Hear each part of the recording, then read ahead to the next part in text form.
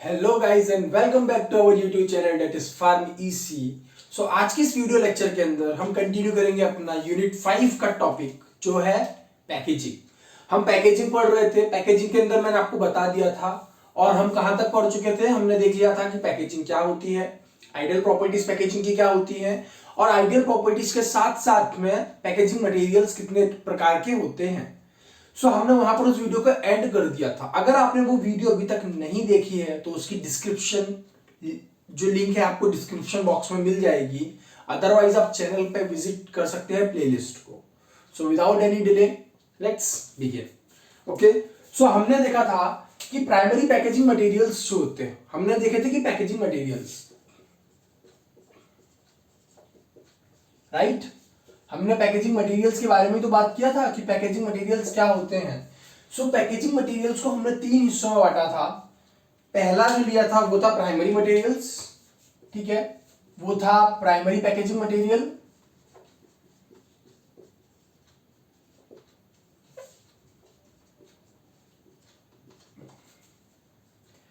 ठीक है, दूसरा जो लिया था हमने वो था सेकेंडरी और थर्ड जो था वो टर्शरी।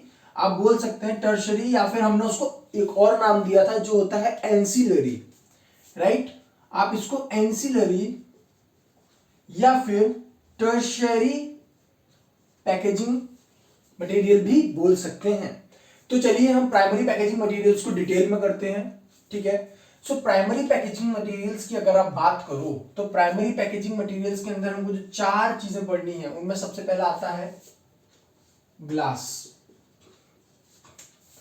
दूसरा जो आता है वो आता है प्लास्टिक। तीसरा आता है हमारे रबर, ठीक है, और चौथा जो आता है वो आता है मेटल। ठीक, ये 4 चीजें हमको पढ़नी है। प्लास्टिक्स को अगर मैं मेटल्स की बात करूं, चलिए ठीक है, सबसे पहले ग्लास से स्टार्ट करते हैं, ठीक है, कि ग्लास के बारे में देखते हैं ग्लास क्या था। ग्लास के अंदर हमने देखा था कि जनरली जो ग्लास होते हैं ना, ग्लास हमने देखे थे कि 5, 6, 7, मतलब आप बताता हूं ग्लास कितने प्रकार के होते हैं। ग्लास एक्चुअली में डिफरेंट डिफरेंट कैटेगरीज होती हैं, जिसमें सबसे पहली कैटेगरी आती है वो आती है टाइप 1। दूसरी जो आती है वो आती है टाइप 2। थर्ड आती है टाइप 3, ठीक है। चौथी आती है टाइप 4। इनके अलावा जो एक और कैटेगरी आती है वो आती है आपके कलर्ड ग्लासेस। इसके अलावा आपकी आती है न्यूट्रल ग्लासेस, राइट। इसको यहां से हटा देते हैं अभी, आप कंफ्यूज ना हो, ठीक है। ये था हमारे प्लास्टिक, ठीक। टाइप 1, टाइप 2, टाइप 3 और टाइप 4। जो टाइप 1 ग्लास होता है ना, टाइप 1, मैं यहां पे ऊपर नाम लिख दे रहा हूं, ये है फर्स्ट। टाइप 1 ग्लास को बोलते हैं हम बोरोसिलिकेट,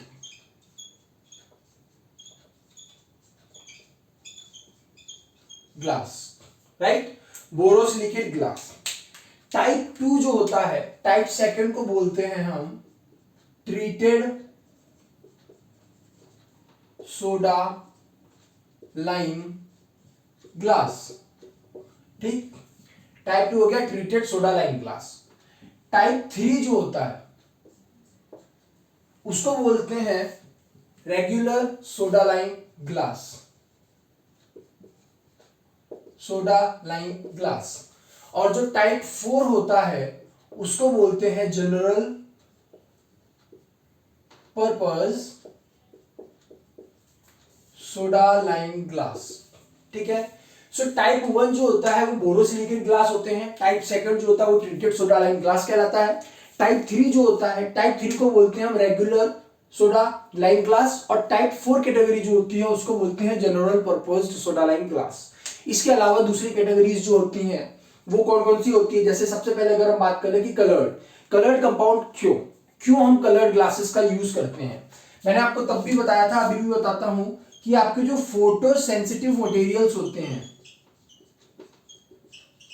फोटो सेंसिटिव मटेरियल्स जो होते हैं उनको बचाने के लिए जनरली हम यूज करते हैं कलर्ड ग्लासेस, और कलर्ड ग्लासेस में भी जो जनरली सबसे ज्यादा जो यूज करते हैं वो होता है एम्बर्ड कलर ग्लास। ठीक है, एम्बर्ड कलर ग्लासेस का हम यूज सबसे ज्यादा करते हैं। इसके बाद में अगर हम बात करें न्यूट्रल ग्लासेस, ठीक है, neutral glasses for ampoules and vials, for the purpose of ampoules और वाइल्स। आपको पता है एम्प्यूल्स क्या होते हैं, वाइल्स क्या होते हैं। एम्प्यूल जो होता है single doses form, single injections के जैसा होता है, जिसको तोड़ देंगे, सिंगल पर्पस यूज के लिए जो यूज करते हैं वो होता है एम्प्यूल्स। और वाइल्स क्या होती है, जिसके ऊपर कंटेनर टाइप होता है, जिसके ऊपर रबर कॉर्क लगी होती है, उसके अंदर से हम इंजेक्शंस को निकालते रहते हैं। सो दिस इज अबाउट ग्लास। अगर हम बात करें प्लास्टिक्स की, तो प्लास्टिक्स जो होते हैं, प्लास्टिक्स को जनरली दो प्रकार की कैटेगरी में हम डिवाइड करेंगे। सबसे पहला आएगा थर्मोसेटिंग, दूसरा आएगा थर्मोप्लास्टिक। Just a second.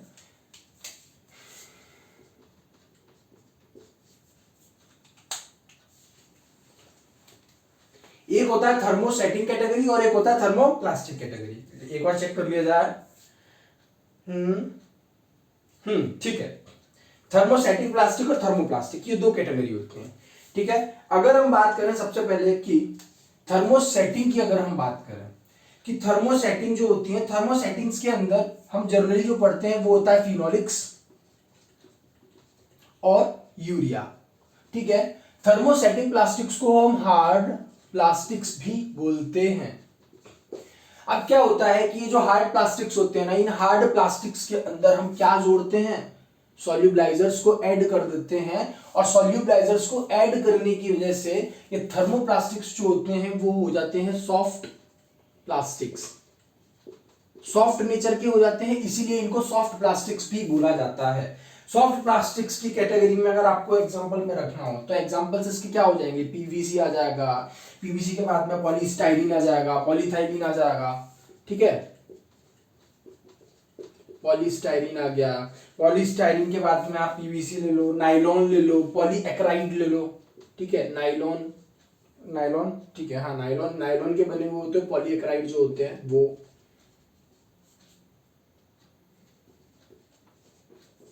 ठीक है, पॉलीएक्राइड जो होते हैं वो, एक्चुअली पॉलीएक्राइड नहीं, इसको आप बोलो पॉलीएमाइड, वो ज्यादा बेटर रहेगा।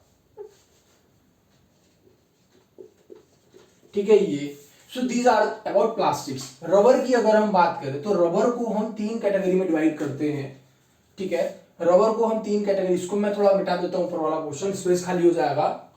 ठीक है, सो अभी इसको भी हम डिटेल में करेंगे, सेकेंडरी और टर्शियरी। अभी तो मैंने आपको ये बेसिक बेसिक बता रहा हूं। ठीक है, फिर मैं आपको इसको डिटेल में और बताऊंगा। अभी डिटेलिंग और करेंगे इनकी कि कॉम्पोजिशन ग्लास का क्या होता है, कैसे बनता है। ठीक है, सो यहां पे हम बात करते हैं रबर की। रबर की मैंने बोली तीन कैटेगरी होती है। सबसे पहला आता है नेचुरल रबर। ठीक है, नेचुरल रबर जो डायरेक्टली हमको मिलती है वो होती है नेचुरल रबर, जो नेचर से सारे डायरेक्ट हमको मिलती है without any change in their form. दूसरी आती है नियोप्रीन रबर। ठीक है, और तीसरी जो आती है वो आती है आपकी ब्यूटाइलेटेड रबर। ठीक है, ये ब्यूटाइलेटेड रबर तीसरी कैटेगरी होती है। अब नेचुरल कैटेगरी क्या होती है ना, कि नेचुरल कैटेगरी की जो रबर्स होती हैं उनके अंदर सबसे बड़ा डिसएडवांटेज ये है कि उनके अंदर इलास्टिसिटी की प्रॉपर्टी नहीं होती है। अब जब उनके अंदर इलास्टिसिटी की प्रॉपर्टी नहीं होती है तो आपको एक बात समझ में आ रही होगी कि इलास्टिसिटी नहीं है तो आप रबर्स का जनरली यूज क्यों करते हैं, इलास्टिसिटी के लिए। अब उनके अंदर इलास्टिसिटी अगर नहीं है इतनी ज्यादा, और हमको और ज्यादा टेंसाइल स्ट्रेंथ चाहिए, और ज्यादा इलास्टिसिटी चाहिए, तो क्या करें, उस केस में हम इनके अंदर मॉडिफिकेशंस करते हैं। स्पेशली ब्यूटाइलेटेड रबर्स जो होते हैं उनकी बहुत ज्यादा इलास्टिसिटी होती है, इसलिए रबर्स वाले कंपाउंड जो होते हैं ना, इनको हम इलास्टोमर्स भी कहते हैं। ठीक है, सो रबर्स के अंदर तीन कैटेगरी होगी, नेचुरल, नियोप्रीन रबर और ब्यूटाइलेटेड रबर। ठीक है, चौथी जो आती है वो आती है मेटल्स। हम मेटल्स को भी पढ़ेंगे। मेटल्स के अंदर सबसे पहले पढ़ेंगे हम एल्यूमिनियम, मैं सिंबल्स बना दे रहा हूं खाली। ठीक है, एल्यूमिनियम, एल्यूमिनियम के बाद पढ़ेंगे टिन, टिन को लिख दूं, अदरवाइज बहुत से हैं जिनको टिन का सिंबल जनरली ये होता है SN। आपको समझ में नहीं आएगा कि ये क्या है तो वहां लिख दिया मैंने टिन। ठीक है। टिन, टिन के बाद में लेड के बारे में भी पढ़ेंगे, ठीक है। लेड को पीवी से डिनोट करते हैं, है ना। और उसके बाद में और भी जो मेटल्स हैं उनको भी डिटेल में हम पढ़ेंगे। दीज आर सम एग्जांपल्स जिनको हमें पढ़ना है। स्टील भी आप बोल सकते हो कि स्टील जनरली जो हम क्या पढ़ रहे हैं, इंडस्ट्री में स्टील का बहुत ज्यादा यूज होता है। आयरन, ठीक है, आयरन का भी यूज होता है। तो ये जो है ये मेटल्स हैं, इन मेटल्स को हमें डिटेल में पढ़ना रहेगा। सो this is our primary packaging material. I hope आपको समझ में आया होगा, ठीक है। स्क्रीनशॉट लेना चाहें तो ले सकते हैं। तो मैं नेक्स्ट टॉपिक के ऊपर जंप करने वाला हूँ, ठीक है, जिसमें हम ग्लास जो है, ग्लास को थोड़ा डिटेल में कवर करेंगे अब, ठीक है। वेस्ट में ओके, हियर इट इज, ठीक है। सो इसको रब कर रहा हूं मैं, ओके।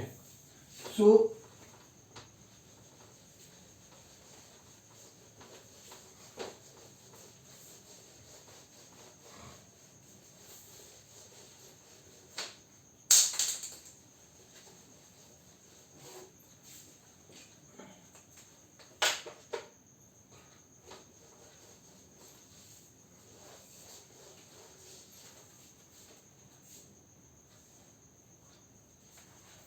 Let's begin. अब हम जो टॉपिक स्टार्ट करने वाले हैं वो क्या है। अब जनरली हमको क्या पढ़ना है कि ग्लास के बारे में पढ़ना है कि ग्लास क्या होते हैं। और ग्लास से पहले हम सबसे पहले पढ़ लेते हैं कि आपके जो यूनिट क्लोज पैकिंग क्या होती है या यूनिट क्लोज पैकेजिंग क्या होती है, ठीक है। यूनिट क्लोज पैकेजिंग क्या होती है इसको देख लेते हैं।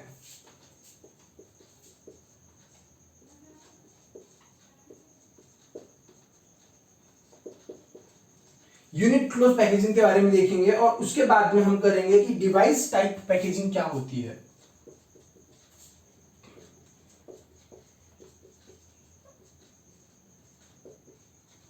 ठीक है, यूनिट क्लोज पैकेजिंग क्या होती है, डिवाइस टाइप की पैकेजिंग क्या होती है।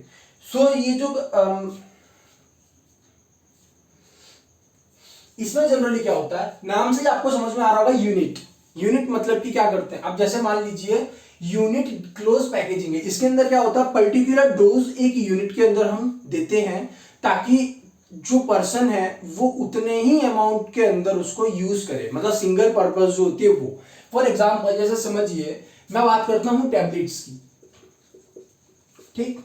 टैबलेट्स कुछ इस तरह से, इसका पूरा पाउच आता है टैबलेट्स का, ठीक है, पैकेजिंग आती है और यहां पे आपकी क्या रहती है, टैबलेट्स, राइट। सो ये जो आप जो टैबलेट्स देख रहे हैं ना, ये सिंगल है, मतलब आपको पता है कि ये यूनिट है। मैं क्या करता कि इसी टैबलेट्स को, आप देख रहे हैं कितनी टैबलेट्स है, 10 टैबलेट है ना।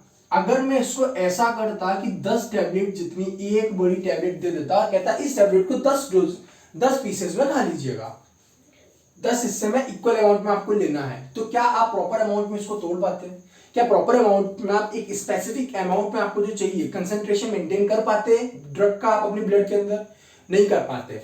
तो उसी लिए हमने क्या किया कि पैकेजिंग हम कर रहे हैं, हमने इस तरह से पैकेजिंग की कि हमें पता है कि आपको एट अ पर्टिकुलर टाइम एक सिंगल डोज चाहिए, सिर्फ एक टैबलेट खानी है। सो हमने क्या किया कि उसको उतने ही डोज में डिवाइड कर दिया कि एक सिंगल छोटा सा पीस है टैबलेट का, इसके अंदर जितना डोज आपको चाहिए उतना डोज है, ठीक है। सो ये जो पैकेजिंग होती है ये होती है डिवाइस, ये होती है यूनिट क्लोज पैकेजिंग। इसके अंदर आपके टैबलेट्स आ जाएंगे, ठीक है ना। टैबलेट्स के साथ में आप बोल सकते हो कि कैप्सूल्स आ जाएंगे, ठीक है। ये होती है आपकी unit close packaging. Unit close packaging के बाद में अगर आप बात करें कि डिवाइस क्लोज पैकेजिंग क्या होती है, सो नाम से आपको समझ में आ रहा होगा डिवाइस मतलब कि क्या करना है इसमें हमें कि जो प्री फिल्ड सिरिंज जो होती हैं, जनरली आप बोल दीजिए कि प्री फिल्ड सिरिंजेस मार्केट में आती है ना, कि पहले से ही अगर हम दवाई भर के रख दें सिरिंज के अंदर, वो इस कैटेगरी में आ जाएंगे।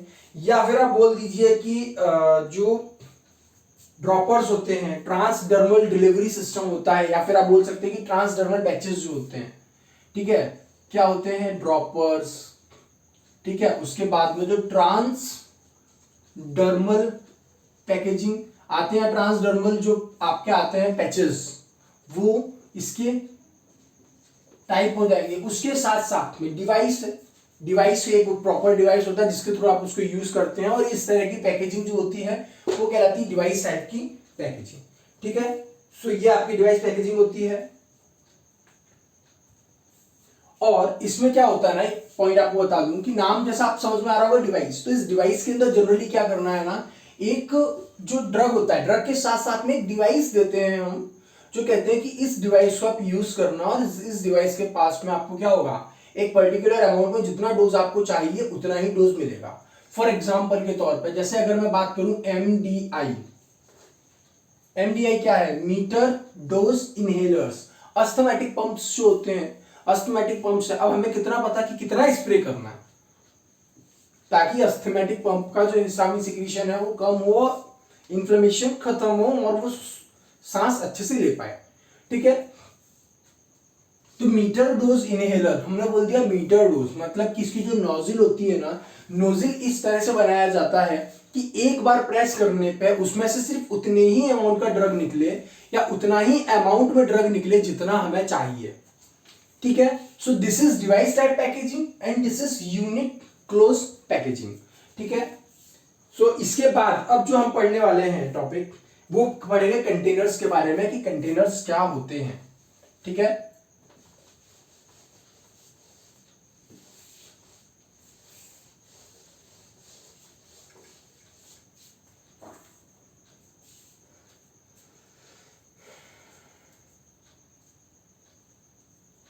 ठीक है, अब हम पढ़ने वाले हैं कंटेनर्स कि जो फार्मास्यूटिकल डोजेस हम जिस कंटेनर के अंदर हम पैक कर रहे हैं तो वो कंटेनर क्या है। जो हमारे फार्माकोपियाज हैं, ठीक है, जो फार्माकोपियाज हैं अपने,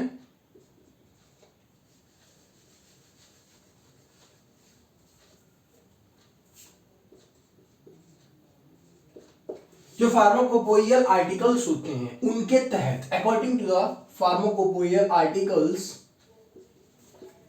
फार्माकोपियल आर्टिकल्स जो होते हैं उनके अकॉर्डिंग जो कंटेनर होते हैं, container are the product, container are intended to store the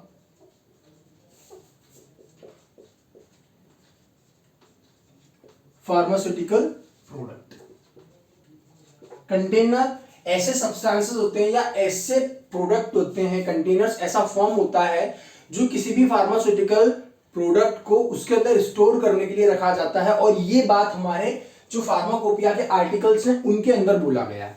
उनके अंदर एक्चुअली में क्या बोला गया, मैं आपको डिक्टेट करता हूं कि a container for a pharmacopoeial article is intended to contain a drug substances or a drug product in which it is or may be in direct contact, ठीक है।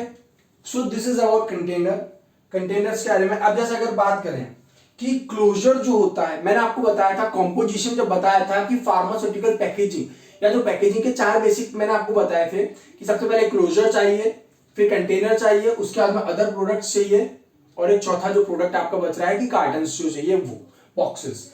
तो फार्माकोपियल आर्टिकल्स के अकॉर्डिंग, जैसे for example suppose करके चलिए कि this is container, right. Diagram इतने अच्छे नहीं है, सो प्लीज कंसेप्ट पे ध्यान दीजिएगा। This is container and this is it's labelling, right. ये इसकी लेबलिंग है, ये कंटेनर है।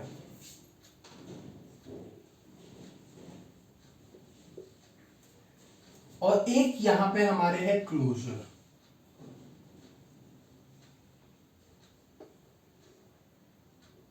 ठीक है। सो दिस इज कंटेनर, ये क्या है, ये है कंटेनर। और ये कंटेनर क्या करके रखेगा, कंटेन करके रखेगा फार्मास्यूटिकल प्रोडक्ट्स को, ठीक है। और ये इसका क्लोजर, कंटेनर को क्लोज करने वाला या कंटेनर को बंद करने वाला जो पार्ट होगा, that is closure. So closures are the part of containers, ठीक है। इसके बाद में अगर हम बात करें कि इसकी क्वालिटीज क्या क्या होती हैं, कि कंटेनर्स हमने बना तो दिए हैं, कंटेनर्स हम जनरली कंटेनर्स के बारे में बात तो कर रहे हैं, पर कंटेनर्स की क्वालिटीज क्या क्या है, ऐसी क्या क्वालिटीज है कंटेनर्स के अंदर जो जनरली चाहिए हमको, ठीक है। सो सबसे पहली बात, कंटेनर्स को अगर हम बोले कंटेनर्स के अंदर एक ऐसी एबिलिटी होनी चाहिए कि वो जो टेम्परेचर होता है, टेम्परेचर के साथ साथ में जो प्रेशर होता है, टेम्परेचर प्रेशर आप बोल सकते हैं, हीट जो होती है उसको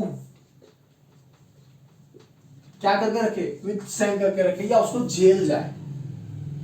क्या मतलब होगा हमारे कंटेनर का कि अगर कंटेनर के अंदर हमने ड्रग भर दिया है लेकिन ना तो वो प्रेशर झेल पा रहा है, ना ही हीट झेल पा रहा है, ना ही वो टेम्परेचर झेल पा रहा है, कुछ भी नहीं झेल पा रहा, और जैसे ही टेम्परेचर के कांटेक्ट में आता, मान लीजिए जैसे ही हुआ 40 डिग्री सेल्सियस टेम्परेचर, हमारा कंटेनर ही पिघल गया।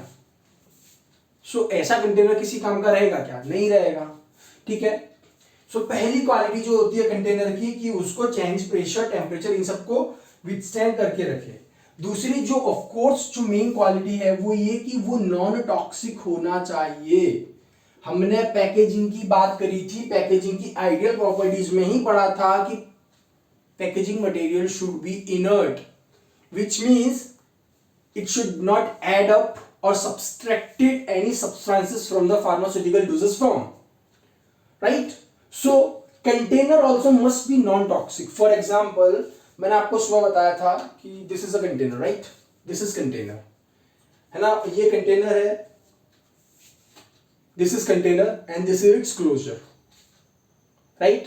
ये कंटेनर, ये इसका क्लोजर। अगर क्या हो इसके अंदर जो मटेरियल भरा हुआ है उसको क्या हो कि ये जो कंटेनर है ना, कंटेनर इसमें से अपनी दवाइयां मतलब इसके अंदर से केमिकल रिलीज करे और अंदर के प्रोडक्ट को टॉक्सिक बना दे। सो क्या वो प्रोडक्ट हमारे यूटिलाइजेशन के लिए सही है? क्या उसको यूज करना चाहिए?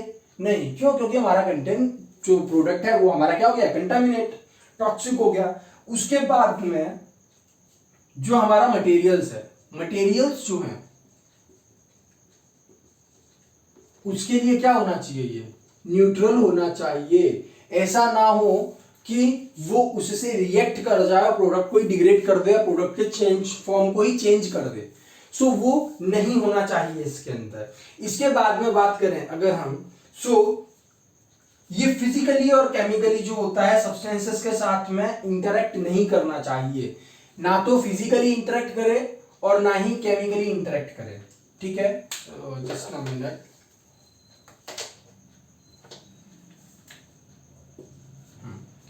ठीक है। सो वो ना तो फिजिकली रिएक्ट करे और ना ही केमिकली उससे रिएक्ट करे मॉलिक्यूल। ठीक है। उसके बाद में क्या है कि जो वियर और टीयर वाली प्रोसेस होती है, मतलब क्या बोला कि फिजिकली और केमिकली कैसा रहना चाहिए? अनरिएक्टिव, मतलब ये रिएक्ट ना करे हमारे प्रोडक्ट्स के साथ में। उसके बाद में हमने बोला कि जो वियर और टीयर वाली प्रॉपर्टी है, मतलब कटना और फटना, ये सब जो प्रॉपर्टी है उसको ये विथस्टैंड कर ले। इसको क्या कर ले? वो विथस्टैंड कर ले, इसको झेल जाए। कंटेनर्स के अंदर ये क्वालिटीज होगी तो कंटेनर्स प्रॉब्लम क्रिएट नहीं करेगा। और उसके बाद में हमें कंटेनर क्यों चाहिए? हम क्या कर रहे हैं? अपने प्रोडक्ट को उसके अंदर फिल कर रहे हैं। जब हम अपने प्रोडक्ट को उसके अंदर फिल कर रहे हैं सो इसके अंदर क्या होना चाहिए कि वो इन्वायरमेंटल कंडीशंस जो होती हैं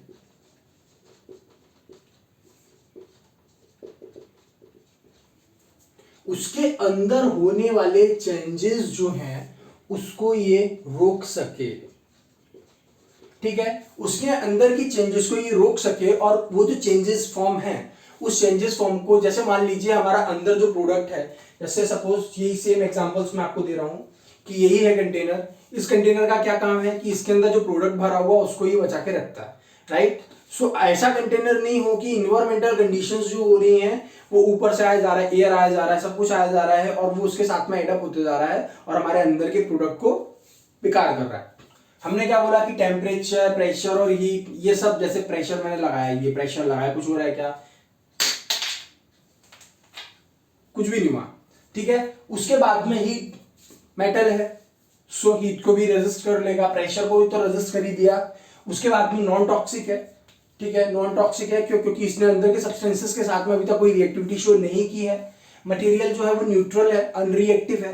ठीक है, जैसा मैंने बोला कि केमिकली और फिजिकली दोनों फॉर्म से ये अनरिएक्टिव होना चाहिए अपने अंदर के प्रोडक्ट के लिए। उसके साथ में वियर और टियर, इसको अगर मैं तोड़ूं फोड़ूं कुछ भी करूंगा, अभी आपके सामने गिराया पर कुछ नहीं हुआ इसमें, ठीक है, सो इसके अंदर वियर और टियर की प्रॉपर्टी होनी चाहिए। उसके बाद में ये क्या है कि इन्वायरमेंटल चेंजेस, आप जैसे ये डिब्बी है, ये जो भी आपका जो बॉक्स है, इसके अंदर ये जो आपका कंटेनर है, इस कंटेनर के अंदर का जो प्रोडक्ट है, बाहर के एनवायरमेंट का उसके ऊपर कोई इफेक्ट नहीं होना चाहिए। इस कंटेनर को अगर ठंड में जाके रख दूं मैं, तो प्रोडक्ट के अंदर चेंज नहीं होना चाहिए, मतलब उसके फॉर्म में चेंज हो जाएगा टेम्परेचर की वजह से, पर उसके अंदर ऐसा नहीं हो कि प्रोडक्ट कुछ और था, ठंड में प्रोडक्ट कुछ और ही बन गया। उसका टेम्परेचर राइज करके नॉर्मल से वापस से लिक्विड करके या सॉलिड करके उसको यूज कर लेंगे, ठीक है। और अगर वही गर्मी में रखा हुआ तो ऐसा नहीं हो कि पिघल जाए और बाहर ही निकल जाए पूरा। सो जो चेंजेस हो रहे हैं उन चेंजेस को विथस्टैंड करने की इसके अंदर एबिलिटी होनी चाहिए कंटेनर की, ठीक है। कंटेनर्स की अगर हम बात करें, कंटेनर्स के टाइप्स के बारे में बात करेंगे। This is the introduction about containers and the qualities that container must contains, right. So now let's talk about the types of containers, कि कंटेनर कितने प्रकार के होते हैं, ठीक है। कंटेनर्स के टाइप्स की अगर हम बात करें,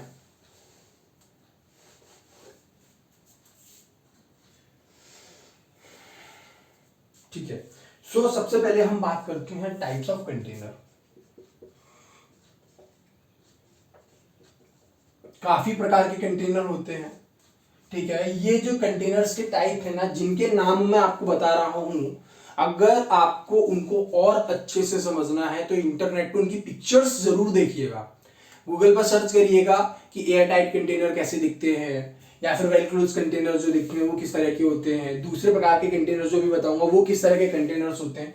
तो वो सारे के सारे उनकी जब पिक्चर्स देखेंगे ना, तो आपको और अच्छे से क्लियरली समझ में आएगा कि कंटेनर्स एक्चुअली में कैसे होते हैं, ठीक है। सो सबसे पहला कंटेनर जिसके बारे में हम बात करेंगे वो होता है वेल क्लोज्ड कंटेनर, ठीक है। वेल क्लोज्ड कंटेनर, नाम से ही समझ में आ रहा है कि वेल क्लोज, अच्छे से बंद होने वाले कंटेनर, जो अच्छे से बंद हो जाए वो कंटेनर की कैटेगरी पहली आती है वेल क्लोज कंटेनर, है ना। और ये कंटेनर क्या करते हैं, ये जो कंटेनर होते हैं ना, ये क्या करते हैं, इनका जनरली क्या फॉर्म है, आप जैसे ये कंटेनर है सिंपल सा, ये अच्छे से बंद है, ठीक है। मान लीजिए इसके ये अच्छे से बंद है, इसके अंदर किसी सब्सटेंस को मैंने रखा, वेल क्लोज्ड है, तो क्या करेगा कि जो सब्सटेंसेस का लॉस हो रहा है ड्यू टू एटमॉस्फेयर और in the atmosphere it will protect it.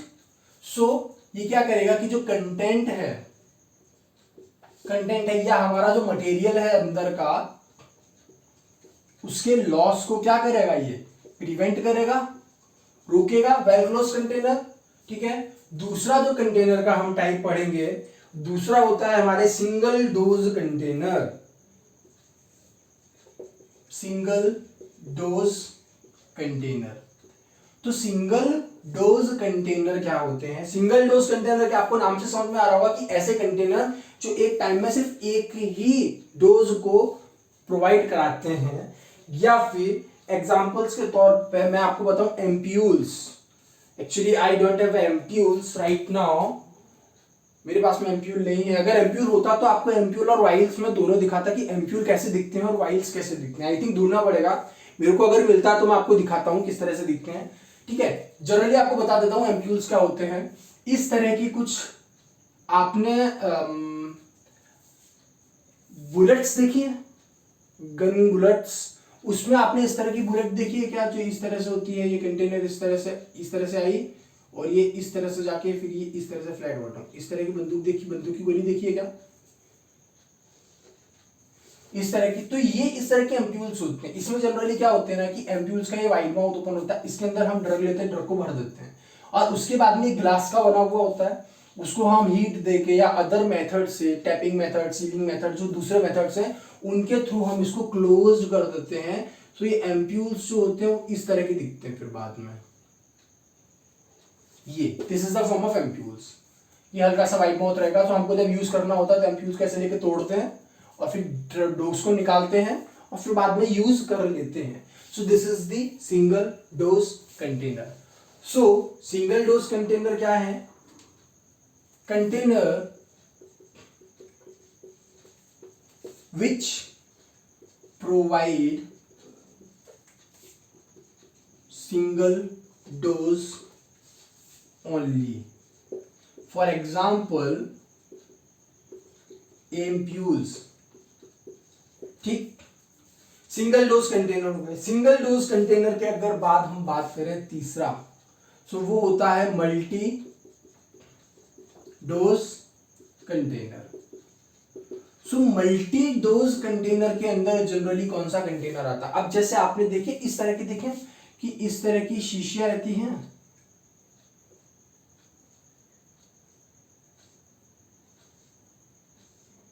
और यहां पे जो होता है ना, रबर कॉर्क हम लगा देते हैं।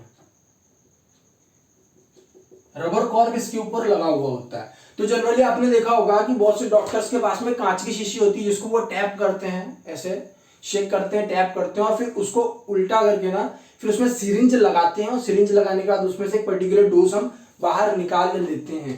सो उनको बोला जाता है वाइल्स। क्या बोला जाता है? VIALS, vials, right.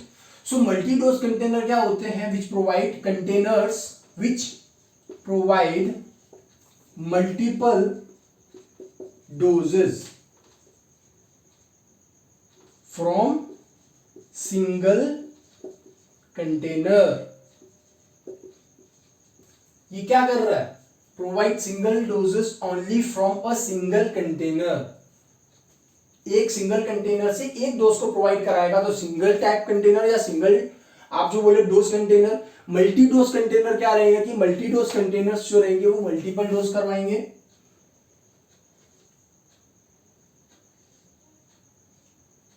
ठीक है। So this is vials and this is ampoules. Ampoule is the type of single dose container, vials is the type of multiple dose container. ठीक है। सो वाइल्स आ गए, मल्टीपल डोज कंटेनर्स के बारे में बात कर लिया। अब तीसरा आता है, चौथा जो है वो है हमारा light resistant container. Light resistant container मैंने बोला है। सो लाइट रेजिस्टेंट कंटेनर मैंने क्यों बोला? लाइट रेजिस्टेंट कंटेनर मैंने इसलिए बोला क्योंकि ये एम्बर कलर या फिर जो दूसरे कलर होते हैं ग्लासेस के, वो होते हैं, और इनको हम जनरली क्या करते हैं, डाइस जो होती हैं, डाइस के साथ में इनको हम ट्रीट करवाते हैं ग्लास को बनाते समय, और जब उनका कलर आता है उस बेसिस पर हम उनको डिफरेंशिएट कर देते हैं। जनरली जो एम्बर्ड कलर ग्लासेस होते हैं उसके अंदर टेंडेंसी ज्यादा होती है कि उसके अंदर अगर लाइट पड़ रही है, ठीक है, उसके ऊपर अगर लाइट पड़ रही है तो वो लाइट को आके रिफ्लेक्ट कर देगी। मोस्टली लाइट को वो रिफ्लेक्ट कर देती है। सो वो होते हैं light resistant containers. For example आपके जो एम्बर कलर बॉटल्स होती हैं,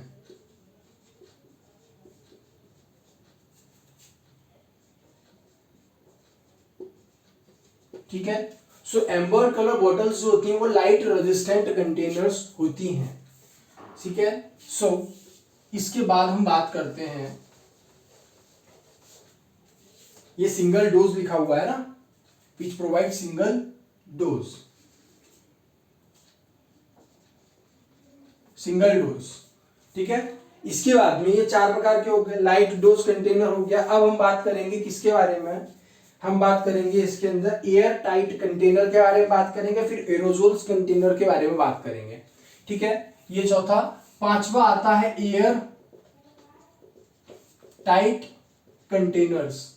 एयर टाइट कंटेनर्स जो होते हैं ना, उनमें क्या होता है कि जैसे आपके जो कंटेनर्स मैंने अभी बनाया था ना, ये वाइल्स, तो ये वाइल्स के जो कंटेनर्स होते हैं ना, इन कंटेनर्स पे हम ऊपर से रबर कॉर्क लगाते हैं, लेकिन उसको इस तरह से लगाते हैं कि इवन जो एयर होती है वो अंदर ट्रांसपोर्ट नहीं हो पाती है। जब वो अंदर ट्रांसपोर्ट नहीं हो पाती है तो वो अपने सब्सटेंस के साथ में रिएक्ट नहीं करती है, और इस तरह के प्रोडक्ट्स जो एयर जो सेंसिबल होते हैं, अब जैसे for example hygroscopic nature substances की बात अगर करूं, ऐसे सब्सटेंसेस जिनका हाइग्रोस्कोपिक नेचर है, अगर वो हाइग्रोस्कोपिक नेचर वाले सब्सटेंसेस एयर के कांटेक्ट में आते हैं तो क्या करेंगे? वो एयर में प्रेजेंट ह्यूमिडिटी, एयर में जो प्रेजेंट आपके जो मॉइस्चर है उसको एब्जॉर्ब करेंगे।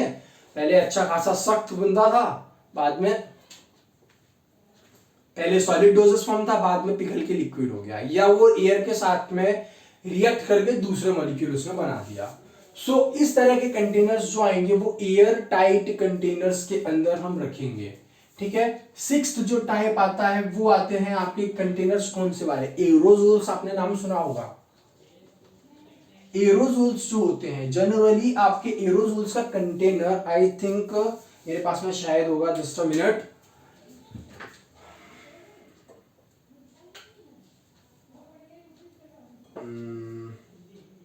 ठीक है, मेरे पास में इस तरह का ये कंटेनर है।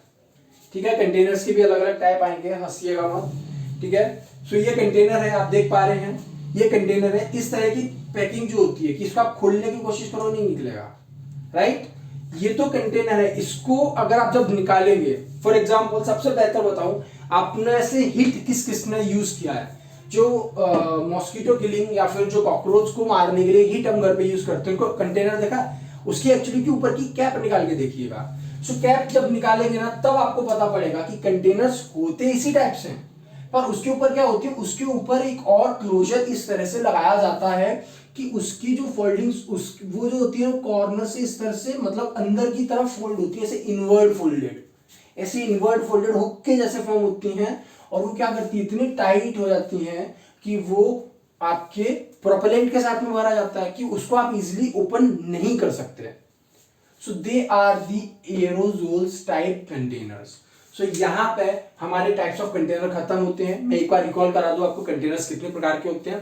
पहला आपने जो देखा वो आपके है आपके वेल क्लोज कंटेनर, अच्छे से बंद कंटेनर। उसके अंदर क्या होता है, वो जो प्रिवेंट करता है आपके कंटेंट के लॉस को। ठीक है, दूसरा मैंने बोला single dose container. Single dose container जो है वो आपके कैसे होते हैं कि आप जैसे ये वाइल्स हैं, ये इस तरह की, इसको वाइल्स मान के चलिए, इसको तोड़ा, इंजेक्शन भरा, पूरा डोज एक बार में निकाला, इसको हटा दिया क्योंकि इसके अंदर दूसरा डोज बचा नहीं है यूज करने के लिए। ठीक है, सो सिंगल दूसरा डोज बचा नहीं है, तो इसके एग्जांपल्स आगे हमने बोला एम्प्यूल्स। तीसरा मैंने बताया multi dose container. Multi dose container क्या होते हैं कि मल्टी डोज कंटेनर ऐसे कंटेनर्स होते हैं जिसके अंदर, फॉर एग्जांपल दिस, हाँ ये अच्छा रहेगा समझने के लिए। ठीक है, समझिए कि इसको मल्टी डोज मान के चलिए, this is the multi dose type of container. ये तो अभी बंद है ऐसा, उसके अंदर रबर की कॉर्क लगी होती है, पूरा ऊपर से बंद होता है, साइड से भी सील होती है। उसको हम शेक करते हैं, इंजेक्शन लगाते हैं, फिर डोज निकालते हैं, फिर वापस उसको रख देते हैं। क्यों? क्योंकि सिंगल डोज लेने के बाद में हमारा दूसरा डोज उसके अंदर अभी भी बचा हुआ है जिसको हम यूज कर सकते हैं। सो ऐसे जो कंटेनर्स होते हैं वो आते कहलाते हैं आपके वाइल्स। ठीक है, तीसरा जो आता है वो आता है लाइट एरोजोल या फिर जो लाइट रेजिस्टेंट कंटेनर्स। ऐसे कंटेनर्स जो लाइट से प्रोटेक्ट करें हमारे मटेरियल्स को। हमें लाइट से क्यों प्रोटेक्ट करवाना है कि हमारे जो फोटो सेंसिटिव मटेरियल्स होते हैं जनरली उनको प्रोटेक्ट करने के लिए। ठीक है, फिफ्थ आता है air tight container. Air tight container मतलब कि आपने इस तरह के कंटेनर्स देखे होंगे कि जिनको जब हम बंद करते हैं ना तो एकदम पॉप साउंड के साथ में बंद होते हैं, एकदम करके इस तरह से बंद होते हैं, और जैसे आप उनको खोलोगे एकदम से साउंड आता है उसके अंदर से, जैसा सक्शन के साथ में एकदम से एयर अंदर गई हो। सो वो जो होती है ना, उस तरह की आवाज जो निकलती है ना, वो जनरली एयर टाइट कंटेनर्स के अंदर से निकलती है। ठीक है, सो एयर टाइट कंटेनर। एरोजोल्स जो मैंने आपको बताया, एरोजोल्स अभी दिखाया भी था, this is type of aerosols also, क्योंकि इसके अंदर क्या है, प्रोपेलेंट भरा हुआ है। इसको जब आप क्या करोगे, जब इसको आप दबाओगे ना, ये लिक्विड डोजेस फॉर्म निकल रहा है, ये देखिए। सो ये आपके क्या है, ये है आपके सॉलिड, इसके अंदर आपके भरा हुआ मटेरियल, और इसी तरह के आपके जो होते हैं वो स्प्रे आते हैं, सो वो कहलाते हैं आपके एरोजोल्स। ठीक है, सो यहां पे टाइप्स ऑफ कंटेनर खत्म होते हैं। Now we will move on our next topic which is factors affecting it. Okay, so तब तक आप सोचिए कि ऐसे कौन से फैक्टर्स होते हैं जो हमारे सब्सटेंस को रिएक्ट कर सकते हैं, या हमारी प्रोडक्टिविटी या फिर हमारे जो भी कंटेनर्स हैं उनको किस तरह से वो डिस्ट्रॉय कर सकते हैं, या फिर हमने जो प्रोडक्ट बनाया उसको कौन कौन से फैक्टर्स अफेक्ट करेंगे। सोचिए जरा। ठीक है, हम बात कर रहे हैं फैक्टर्स अफेक्टिंग कंटेनर्स के बारे में। ठीक है, so let's not even containers, हमारा जो नेक्स्ट टॉपिक है वो है कि फैक्टर्स अफेक्टिंग द चॉइस और पैकेजिंग। जो फैक्टर्स होते हैं, ऐसे कौन से फैक्टर्स हैं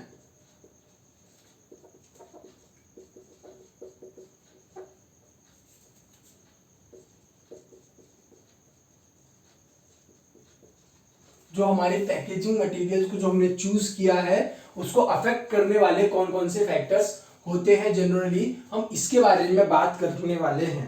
ठीक है, तो सबसे पहला तो प्रोडक्ट इटसेल्फ। मैं आपको कुछ फैक्टर्स बता देता हूं। सबसे पहला तो होता है प्रोडक्ट इटसेल्फ। ठीक है, उसके बाद में आता है मार्केट। ठीक है, मार्केट के बाद में हमारे आता है जो डिस्ट्रीब्यूशन सिस्टम होता है।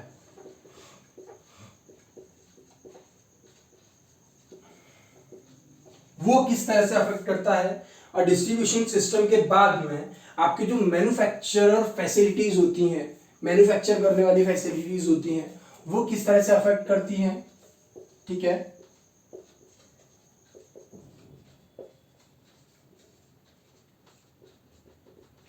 मैन्युफैक्चरिंग फैसिलिटीज जो होती हैं वो किस तरह से आपके करती हैं। और इसके बाद में जब ये हमारा टॉपिक खत्म हो जाएगा फिर हम जंप करेंगे फैक्टर्स की जगह। ये हमारा बेसिक खत्म हो जाएगा पूरा। इसके बाद में हम जो ग्लास है, ग्लास को फिर डिटेल में पढ़ेंगे कि टाइप 1 ग्लास क्या होता है, टाइप 2 ग्लास क्या होता है। जब वो हमारा टॉपिक आएगा तो हम उसको फर्दर पढ़ेंगे। ठीक है, हम बात करेंगे factors affecting the packaging. Packaging जो हमारी चॉइस है, पैकेजिंग हमारी जो चॉइस ऑफ पैकेजिंग है, या जो हमने पैकेज किया हमने किसी भी फार्मास्यूटिकल प्रोडक्ट को अगर हमने पैक करवा के डिलीवर करवा रहे हैं अगर उसको, तो उसकी मार्केटिंग के ऊपर या ऐसे कौन से फैक्टर हैं जो पैकेजिंग को अफेक्ट कर सकते हैं। सबसे पहला तो प्रोडक्ट इटसेल्फ। ठीक है, प्रोडक्ट पैकेजिंग के साथ में अगर कॉम्पिटेबल नहीं है तो प्रोडक्ट खराब हो जाएगा, मार्केटिंग गिरेगी, सेल्स गिरेगी, सब कुछ गिर जाएगा। उसके बाद में मार्केट, प्रोडक्ट तो आपने बहुत बढ़िया बनाया है, प्रोडक्ट तो बहुत बढ़िया बना है, लेकिन क्या हो रहा है कि मार्केट में नहीं टिक पा रहा है। अब जो वो मार्केट में नहीं टिक पा रहा है तो उस कंडीशंस में आप क्या करोगे, एडवर्टाइजमेंट करोगे। और एडवर्टाइजमेंट के साथ में आप क्या करोगे कि बच्चों को अट्रैक्ट करने के लिए टेडी बियर के फॉर्म में अगर आप लेके आ गए कोई आपका प्रोडक्ट का पैकेजिंग, या फिर हीरो हीरोइंस के जब एक्टर और एक्ट्रेसेस जो होते हैं उनकी फोटोज लगाते हैं ताकि बच्चे देखें उनको उनको उनसे इन्फ्लुएंस होने वाले जो है वो उसको यूज करें। सो मार्केट जो होता है वो, उसके साथ में हमने बहुत बढ़िया प्रोडक्ट बनाया, बहुत बढ़िया एडवर्टाइजमेंट किया, बहुत अच्छा हमने क्या कराया, हमने बहुत अच्छा उसका मार्केटिंग कर दी। प्रोडक्ट हर कोई खरीदने चाह रहा है, लेकिन अगर हमारा डिस्ट्रीब्यूशन सिस्टम ही खराब है, डिस्ट्रीब्यूशन सिस्टम ही खराब है, तो फिर वो पैकेजिंग जो है, पैकेजिंग के साथ में तो मटेरियल्स के ऊपर इफेक्ट डालेगा, कॉस्ट के ऊपर इफेक्ट डालेगा, और उसके साथ साथ क्या होगा, हमारे प्रोडक्ट की सेल्स के ऊपर भी इफेक्ट डालेगा। तो ये सारे के सारे फैक्टर्स जो डिस्ट्रीब्यूशन सिस्टम वाले हैं ये हैं। स्पेशली आपको पता है अभी आई फ्लू चल रहा है। ठीक है, आई फ्लू चल रहा है। अब एंटीबायोटिक्स आप अगर लेने जाओगे मार्केट में आई डोजेस फॉर्म में, तो वो नहीं मिलती है। क्यों? Due to the lack of this distribution system.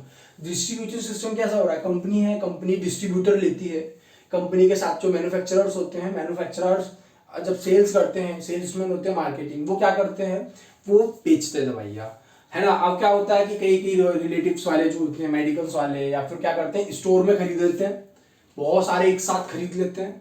खरीदने के बाद क्या होता है, मार्केट में हम वो वेट करते हैं कि कब उस प्रोडक्ट की प्राइस बढ़ेगी, और जैसे ही वो प्रोडक्ट की प्राइस बढ़ेगी वो उसको हाई क्वांटिटी में निकालते हैं। सपोज फॉर एग्जांपल्स उन्होंने उस चीज को खरीदा 10 रुपए पर क्वांटिटी में, या 10 रुपए पर यूनिट। जब मार्केट में उस चीज की कमी होगी तो उसको बेचेंगे 40 रुपए पर यूनिट। तो पर यूनिट वो 30 रुपीज का बेनिफिट करेंगे। ठीक है, सो डिस्ट्रीब्यूशन सिस्टम की वजह से होता है। मैन्युफैक्चरिंग फैसिलिटीज जो होती है कि जहां पे हम अपने प्रोडक्ट को मैन्युफैक्चर कर रहे हैं, जहां पे हम अपने प्रोडक्ट को बना रहे हैं, वहां पे फैसिलिटीज कैसी प्रोवाइड करा रहे हैं, वहां पे कहीं कंटामिनेशन के चांसेस तो नहीं है। एक सब्जेक्ट आता है आपके 3rd सेमेस्टर के अंदर, बहुत ही इंटरेस्टिंग, बहुत ही बढ़िया सब्जेक्ट है, जिसको बोलते हैं क्या, माइक्रोबायोलॉजी। ये जो माइक्रोबायोलॉजी वाला सब्जेक्ट आप देख पा रहे हैं ना, ये माइक्रोबायोलॉजी वाला सब्जेक्ट क्या करता है, इसके अंदर आप इंडस्ट्रियल के बारे में भी पढ़ोगे कि इंडस्ट्री जो होती है उसको किस तरह से बनाया जाता है। पेरेंटल प्रोडक्ट्स अगर आप ले रहे हैं तो पेरेंटल प्रोडक्ट्स को बनाने के लिए आसपास की क्या कंडीशंस होती हैं, किस तरह से उसको फुलफिल करना चाहिए। या फिर जब आप पेरेंटल्स बना रहे हैं तो उस रूम में खिड़की होना चाहिए या नहीं होना चाहिए। इस तरह से जो कॉर्नर्स होते हैं, कॉर्नर्स हमारे किस तरह से होने चाहिए, कैसे कर्वी कॉर्नर्स होने चाहिए, वो सब हम पढ़ते हैं माइक्रोबायोलॉजी में। ठीक, माइक्रोस फैक्टरी इन सबके साथ में डील करते हैं।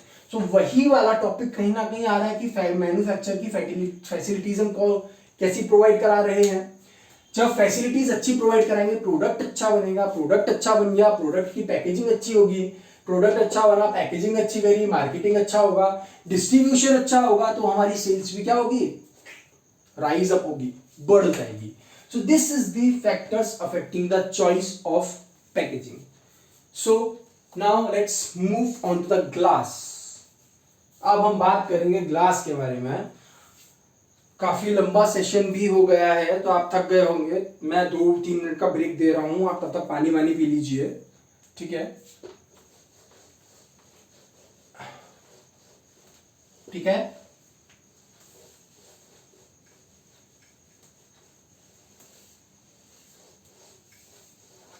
अब हम बात करेंगे ग्लास के बारे में, ठीक है? Glass, okay.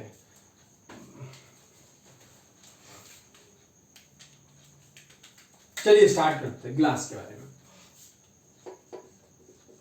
हमने देखा था कि प्राइमरी पैकेजिंग मटेरियल्स जो होते हैं उसमें हमने देखा क्या, ग्लास देखा था, ग्लास के साथ में हमने मेटल्स देखा, मेटल्स के साथ में हमने प्लास्टिक देखा, और प्लास्टिक के साथ में हमने क्या देखा, प्लास्टिक के साथ में हमने बात करी ग्लास, मेटल्स, प्लास्टिक, और प्लास्टिक के साथ में हमने बात की किसकी, बताइए?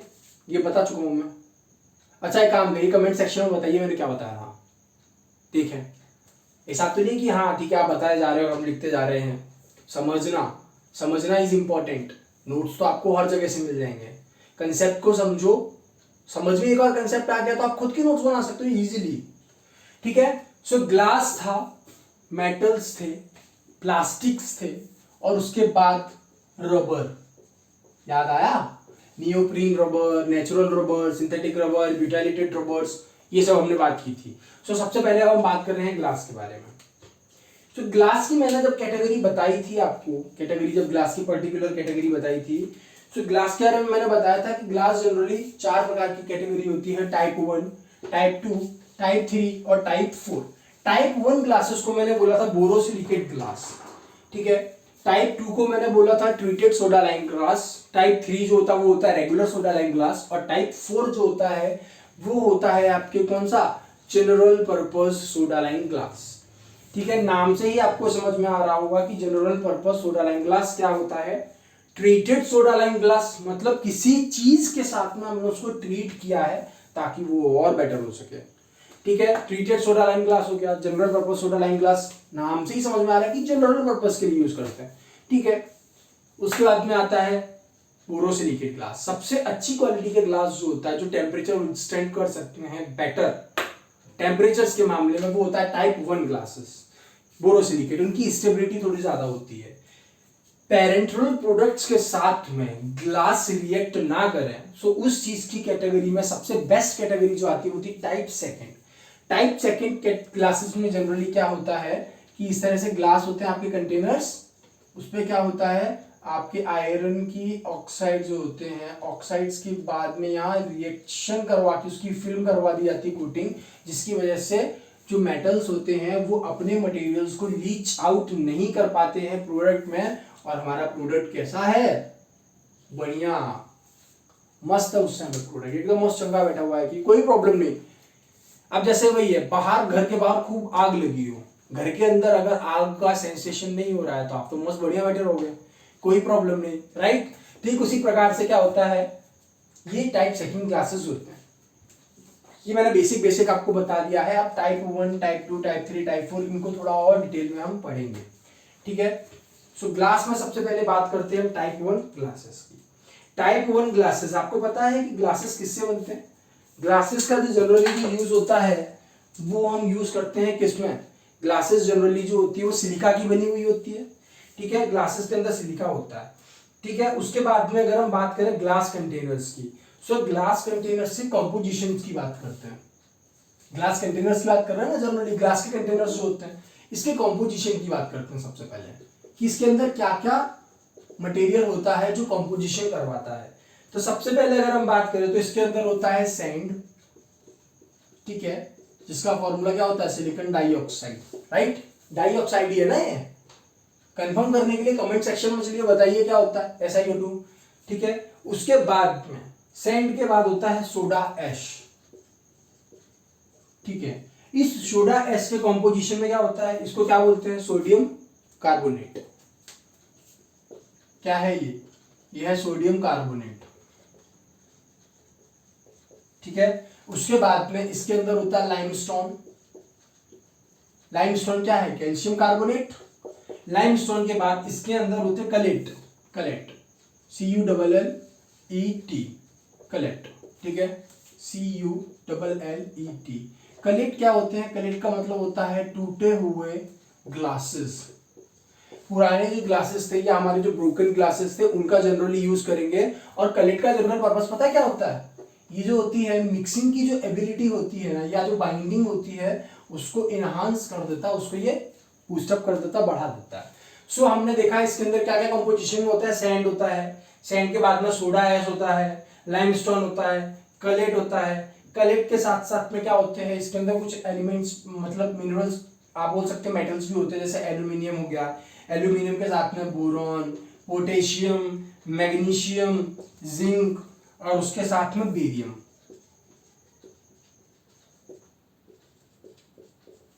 ये जो होते हैं ये कॉम्पोजिशन इसके अंदर होता है।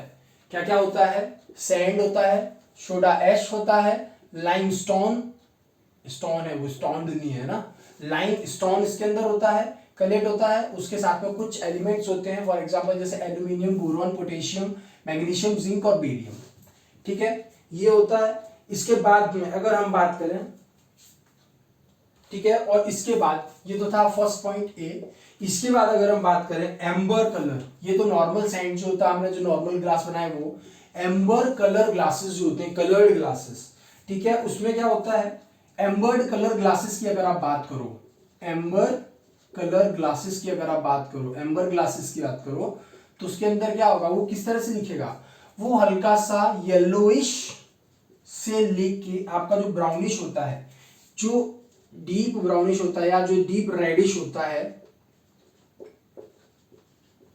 ये इसका कलर होता है।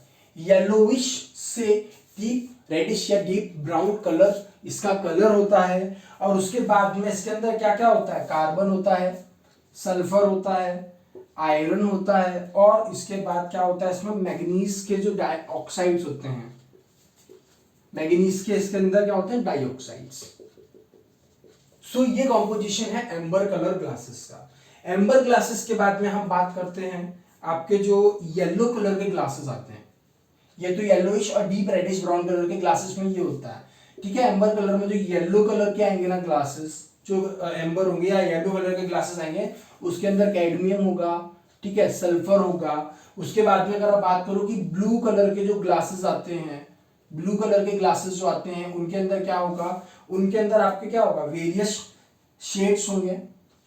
इसके ब्लू कलर के बहुत सारे शेड्स आते हैं, ठीक है, इसमें वेरियस शेड्स होंगे।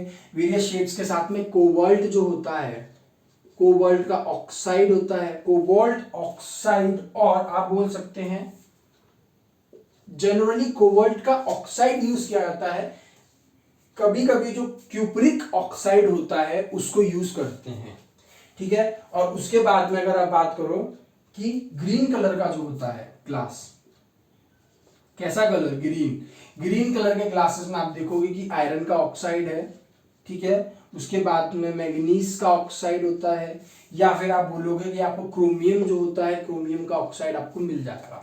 सो this is the composition of glasses.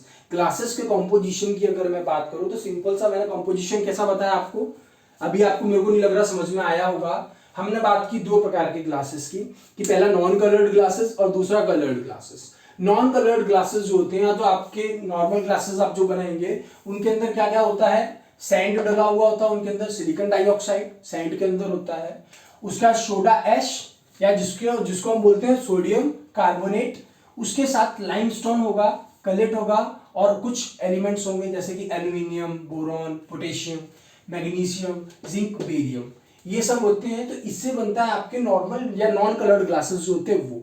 अब बात करें कलर्ड ग्लासेस या जो एम्बर्ड कलर ग्लासेस होते हैं उनकी बात करें, तो उनका जनरल जो कलर होता है ना, वो येलोविश से लेके डीप रेडिश कलर होता है एम्बर ग्लासेस का। अब किसी भी ग्लास का कलर कैसे बनेगा, अब जैसे मान लो येलो कलर का अगर आपको ग्लास बनाना हो तो उसके अंदर कैडमियम और सल्फर का यूज किया जाता है नॉर्मल, अपार्ट फ्रॉम दिस। ऐसा नहीं है कि सिर्फ कैडमियम लिया और सल्फर डाल दिया और बन गया ग्लास। ग्लास बनाने के लिए ये भी चाहिए ना, सैंड, सोडा लाइम, लाइमस्टोन, कलेट, ये एलिमेंट्स। इनके अंदर अगर आप बात करो तो कैडमियम और सल्फर लोगे तो येलो कलर का आपको मिलेगा।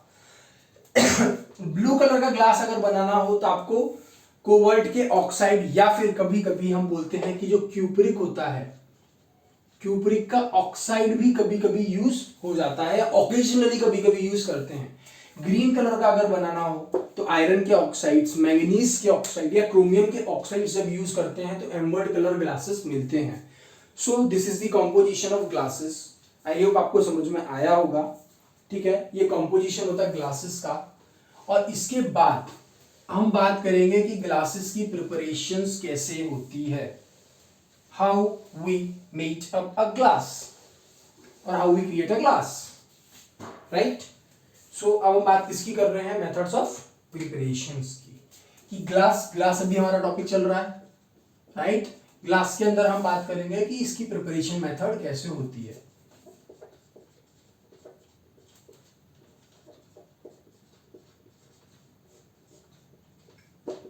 ठीक है, प्रिपरेशन मेथड की हम बात करते हैं। प्रिपरेशन मेथड में सबसे पहले क्या किया जाता है,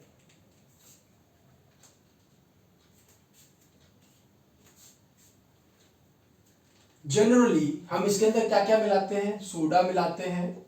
सोडा के साथ में हम क्या मिलाएंगे, सोडा एस मिला देंगे, सोडा एस सोडा एस इसके अंदर मिलाएंगे, सैंड मिलाएंगे और उसके बाद में हम लाइमस्टोन मिलाएंगे। जनरली प्रिंसिपली हम इनका यूज करते हैं बनाने के लिए, ये चीज तो चाहिए ही चाहिए।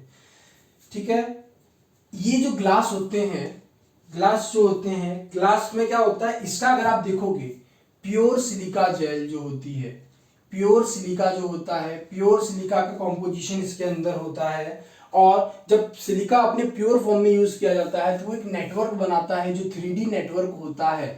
सो आप बोल सकते हैं कि जो ग्लासेस होते हैं उनके अंदर प्योर सिलिका का 3D नेटवर्क स्ट्रक्चर इसके अंदर प्रेजेंट होता है। ठीक है, अब 3D स्ट्रक्चर किस तरह से आएगा, सपोज करिए दिस इज सिलिकॉन, यहां पे ऑक्सीजन, यहां पे ऑक्सीजन, यहां पे ऑक्सीजन और फिर ये ऑक्सीजन, ये तो अटैच है ही और ये आपस में भी अटैच है।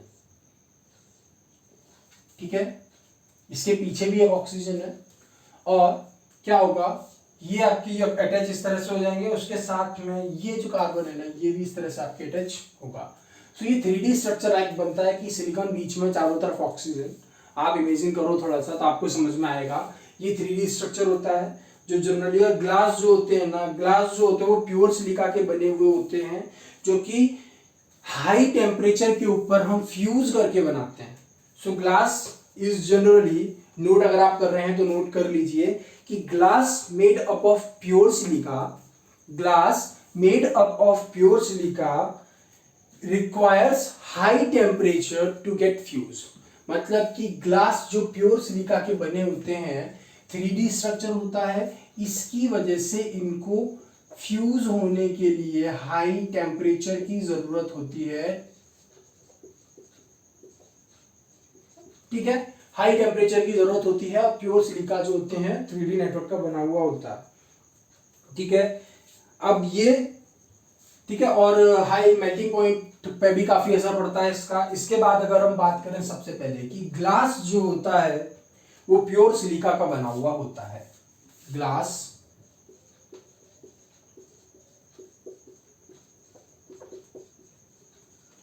ऐसे ग्लास जो प्योर सिलिका के बने होंगे वो क्या होते हैं, बहुत ज्यादा हार्ड होते हैं।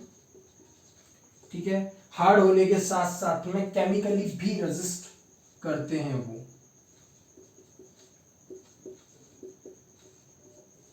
ठीक है, वो केमिकली रेजिस्टेंट होते हैं। ठीक है, इसके बाद में हम बात करें, और बहुत ज्यादा इनका टेम्परेचर भी इनके अंदर होता है। ठीक है, जो सिलिका के बने हुए आपके ग्लास होते हैं वो। ठीक है, उसके बाद में अगर हम बात करें टाइप्स ऑफ ग्लासेस, ग्लासेस के टाइप्स की जनरली बात करेंगे। कॉम्पोजिशन हमने बताया आपको, ये मेथड ऑफ प्रिपरेशन, ये प्रिपरेशन मेथड है कि जनरली हाई टेम्परेचर पे हम प्योर सिलिका जो 3D स्ट्रक्चर होता है, प्योर सिलिका को हाई टेम्परेचर पे हम आपस में फ्यूज करवाते हैं और उसके अंदर क्या क्या यूज करते हैं, सोडा ऐश यूज करेंगे, सैंड यूज करेंगे और लाइमस्टोन यूज करेंगे। ठीक है, इनको फ्यूज करा के हम क्या बनाते हैं, ग्लास। ये प्योर सिलिका का बना हुआ होता है, 3D नेटवर्क होता है और 3D नेटवर्क होने की वजह से इनके अंदर टेम्परेचर बहुत ज़्यादा लगता है, इनका मेल्टिंग पॉइंट भी ज़्यादा होता है और जिनका मेल्टिंग पॉइंट ज़्यादा है तो इनको हाई टेम्परेचर चाहिए होता है आपस में फ्यूज होने के लिए, और जैसे ही वो आपस में फ्यूज होते हैं वो ग्लास को फॉर्म करते हैं। इसमें अगर आप एड अप करना चाहें तो आप कलेक्ट को भी जोड़ सकते हैं। ठीक है, वो W नहीं है, नहीं तो आप समझो that is C and this is U। ठीक, दिस इज कलेक्ट। ये था हमारा प्रिपरेशन। हमने बताया कि जो हमने सोडा लाइन ग्लासेस जो हमने बनाए थे सोडा एश से, जो प्योर सिलिका ग्लासेस बनाए, वो बहुत ज़्यादा हार्ड होते हैं, केमिकली रेजिस्टेंट होते हैं और बहुत ज़्यादा टेम्परेचर इनका होता है और बहुत ज़्यादा टेम्परेचर विदस्टैंड कर सकते हैं। ठीक है, इसके बाद ये तो था ग्लास का कंपोजिशन, है ना। ग्लास का कंपोजिशन मैं आपको बता चुका हूँ, ग्लास का मेथड ऑफ प्रिपरेशन बता चुका हूँ, और उसके बाद में अब हम बात करते हैं टाइप्स ऑफ ग्लासेस। ठीक है,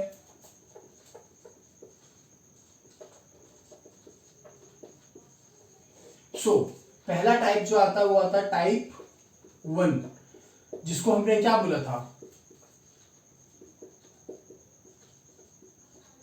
बोरोसिलिकेट ग्लासेस।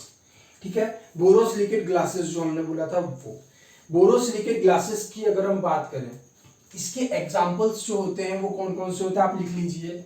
इसमें एग्जांपल आ जाएगा पायरेक्स और बोरोसिल।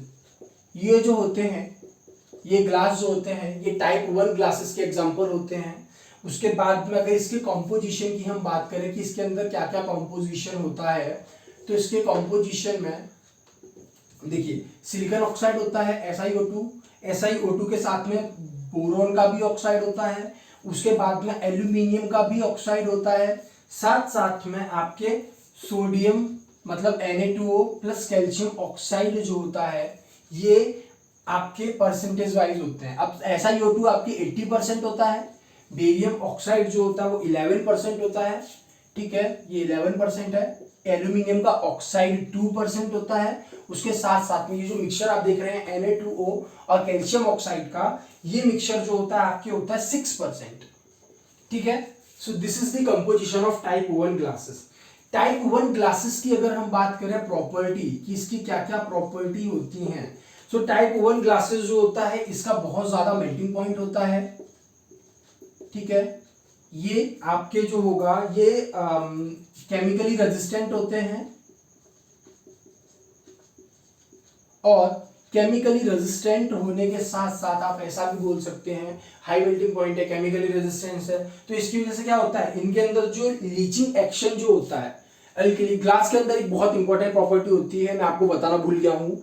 ग्लास के अंदर सबसे बड़ा जो डिसएडवांटेज होता है वो क्या होता है कि ग्लास होता है ना, ग्लास का जो कंटेनर होता है ना, वो क्या करता है, हालांकि ये चीज प्रॉपर्टी मैंने आपको पहले की लेक्चर्स में बताया है कि ग्लास के अंदर ये टेंडेंसी होती है कि वो ग्लास के अंदर जो अल्कली मेटल्स होते हैं ना, जो अल्कली मेटल्स नहीं एक्चुअली में अल्कली कंपोनेंट्स जो होते हैं, ये उन अल्कली कंपोनेंट्स को आपकी लीच आउट कर देता है और आपके अंदर के प्रोडक्ट में आपको ये दे देगा। For example this is the product, ये आपका प्रोडक्ट अंदर भरा हुआ है, लेकिन क्या हुआ, अब इसके अंदर आप ऐड कर रहे हैं दूसरे प्रोडक्ट्स, जैसे अल्कली है, अल्कली ने लिया सिंपल सा ऐड अप करके, अल्कली ने इसके अंदर ये दूसरे प्रोडक्ट्स आपके ऐड कर दिए।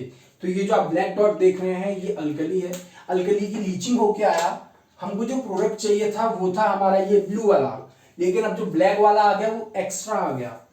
प्रोडक्ट जो है ये ग्लास करता ही करता है, इसीलिए इसकी इवैल्यूएशन पैरामीटर्स को भी हम पढ़ेंगे कि ऐसे कौन कौन से पैरामीटर्स हैं जो ये बताते हैं कि किसी भी प्रोडक्ट के अंदर इतना ज्यादा लीचिंग नहीं होना चाहिए। एक स्टैंडर्ड लिमिट जो होती है, उस स्टैंडर्ड लिमिट के ये बियॉन्ड नहीं जा सकते। अगर उसके बियॉन्ड ये अल्कली का कंसेंट्रेशन गया तो आपका प्रोडक्ट फेल हो जाएगा। सो दिस इज द बेसिक और सबसे बड़ी प्रॉपर्टी, जो सबसे बड़ा डिसएडवांटेज है अल्कली का ग्लास प्रोडक्ट्स का, वो यही होता है। सो प्रॉपर्टी है ये। ठीक है। और ये क्या करता है कि इनका जो लीचिंग एक्शन होता है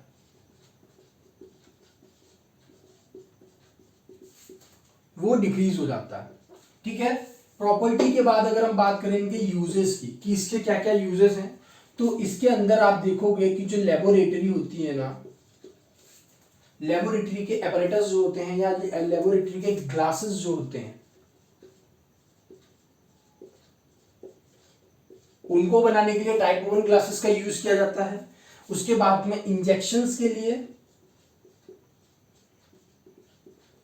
ठीक है, इंजेक्शंस के साथ साथ में जो वाटर फॉर इंजेक्शन होता है, वाटर फॉर इंजेक्शन, उनको स्टोर करने के लिए भी, इसको बोलते हैं WFI, उसको भी स्टोर करने के लिए हम टाइप 1 ग्लासेस का यूज करते हैं। सो this is about type 1 glasses, ठीक है। अब हम बात करेंगे टाइप 2 ग्लासेस की। मैं इसको रब कर रहा हूं, ठीक है।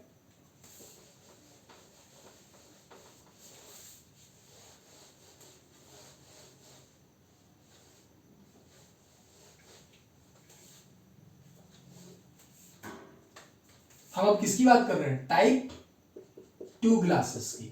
टाइप 2 ग्लासेस को हमने बोला था treated soda lime glass, treated soda lime glass, ठीक है। तो ट्रीटेड सोडा लाइम ग्लासेस के बारे में हम बात करते हैं। ये कॉम्पोजिशंस की अगर हम बात करें इसके, इसके कॉम्पोजिशंस की अगर हम बात करें तो इसके अंदर क्या होता है, सोडा ऐश जो होता है ये उसके बने हुए होते हैं। अब इसमें समझिए कि इसका कंपोजिशन कैसे बनता है, टाइप 2 ग्लासेस कैसे बनते हैं। ये आपके सोडा ऐश से बना है, आपने दूसरा सब, ये आपने बीकर बनाया या आपने वाइल्स बनाए या जो कुछ भी बनाया, इसके अंदर क्या करेंगे, जो एसिडिक गैसेस होती हैं लाइक कार्बन डाइऑक्साइड एक्सेट्रा, उसके साथ में इसको ट्रीट करवाते हैं। और ट्रीट करवाने के बाद में इसके ऊपर जनरली क्या करते हैं हम, जो लाइनिंग करवा देते हैं हम इनके ऊपर एक्चुअली, ठीक है। हमने ये इसके अंदर क्या करवा दिया, इसके अंदर हमने करवा दी लाइनिंग। सो जब इसके अंदर लाइनिंग हमने करवा दी अंदर से जब इसको बंद कर दिया, तो जैसा मैंने आपको बताया था कि उसके अंदर क्या एबिलिटी होती है कि वो क्या करते हैं, अंदर की तरफ मटेरियल लीच करते हैं। सो जब उसके ऊपर कोटिंग रहेगी सो वो अपने अंदर के मटेरियल्स को लीच नहीं कर पाते हैं। और जब लीचिंग की प्रॉपर्टी नहीं होगी तो आप बोल सकते हैं कि जो आपके पेरेंटरल्स प्रोडक्ट जो होते हैं उनको स्टोर करने के लिए आप टाइप 2 ग्लासेस का यूज कर सकते हैं, हाँ या ना? सोचिए जरा, टाइप 2 ग्लासेस को आप कर सकते हैं कि नहीं? यस ऑफ कोर्स आप कर सकते हैं, ठीक है। उसके बाद में कॉम्पोजिशन हुआ। अब इसके बाद क्या हुआ, सोडा ऐश है। सोडा ऐश के बाद में हमने क्या करवाया, इसकी सरफेस जो होती है ना, सल्फर डाइऑक्साइड, कार्बन डाइऑक्साइड, जो दूसरी अदर गैसेस होती हैं एसिडिक, उनके साथ में रिएक्ट करवाते हैं, ठीक है। इसके बाद सोडा ऐश के बाद में जो सरफेस बनी, उस सरफेस को हम एसिडिक गैस ट्रीटमेंट प्रोवाइड करवाते हैं, एसिडिक गैसेस लाइक जैसे कि सल्फर डाइऑक्साइड, राइट। इसके साथ में हम इसकी ट्रीट करवाएंगे। इसको हमने क्या करवाया, रिएक्ट करवाया सल्फर डाइऑक्साइड को। सल्फर डाइऑक्साइड जैसे इसके साथ में रिएक्ट करेगा वो क्या करेगा, अंदर एक कोटिंग बना लेगा, तो मटेरियल लीच आउट नहीं होगा, है ना। और क्या करते हैं हम कि जब ये एसिडिक गैस जो हम बना रहे हो, एसिडिक गैस के साथ में जब ट्रीट करवा रहे होते हैं तो उस समय जो टेम्परेचर रखा जाता है वो रखा जाता है 100 डिग्री सेल्सियस, या फिर आप बोल सकते हैं कि जो टेम्परेचर होता है वो 100 डिग्री सेल्सियस पे वाटर बॉइल होता है, राइट। सो 100 डिग्री सेल्सियस पे नहीं करवाएंगे, 500 डिग्री सेल्सियस पे हम उसको हीट करवाएंगे और 500 डिग्री सेल्सियस के साथ में अंदर कोटिंग हो जाएगी, लीचिंग प्रॉपर्टी घट जाएगी। सो ये इसका कंपोजिशन होता है और इसको इस तरह से बनाया जाता है। कंपोजिशंस के बाद में अगर आप इसकी प्रॉपर्टीज की बात करें तो ठीक है, सिंपल सा इसकी प्रॉपर्टीज आप खुद लिख सकते हैं। अब क्या होता है, सिंपल सी क्या होती है, लीचिंग एबिलिटी जो होती है वो रिड्यूस हो जाती है, लीचिंग जो होती है वो घट जाती है, है ना, उसकी वजह से आप क्या कर सकते हैं, लॉन्गर इनका जो टाइम पीरियड होता है, मतलब क्या करते हैं, ये स्टेबिलिटी को इनहांस कर देते हैं प्रोडक्ट की। तो ऐसे क्लासेस के अंदर आप प्रोडक्ट्स को लॉन्गर ड्यूरेशन तक के लिए क्या करके रख सकते हैं, स्टोर करके रख सकते हैं। ठीक है, लॉन्गर ड्यूरेशन के लिए आप इनको स्टोर करके रख सकते हैं। उसके बाद में हमने क्या बोला कि इनकी जो सल्फर होते हैं ना, उनको ट्रीट करवा देते हैं, और ये सल्फर को ट्रीट करवाने के बाद में क्या होता है, ये अल्कली जो होती है उसको न्यूट्रलाइज कर देते हैं, और अल्कली को न्यूट्रलाइज करने के बाद में क्या होता है, वो आपके लीचिंग नहीं करता है, सिंपल। उसके बाद में अगर आप देखो इनके यूजेस अगर आपको बताऊं, तो यूजेस जो होते हैं ना, वो यूजेस इनका सबसे बड़ा यूज ये है कि ये क्या करेंगे, यूजेस ये है, इनका यूज ये है कि इनको आप लार्ज पेरेंटल वॉल्यूम्स के लिए यूज कर सकते हैं, राइट। लार्ज पेरेंटल वॉल्यूम्स के लिए आप इनको यूज कर सकते हैं। टाइप 3 ग्लासेस की अगर मैं बात करूं, काफी लंबा लेक्चर हो गया है, सो अब इसको जल्दी से बाइंड अप करते हैं पूरा।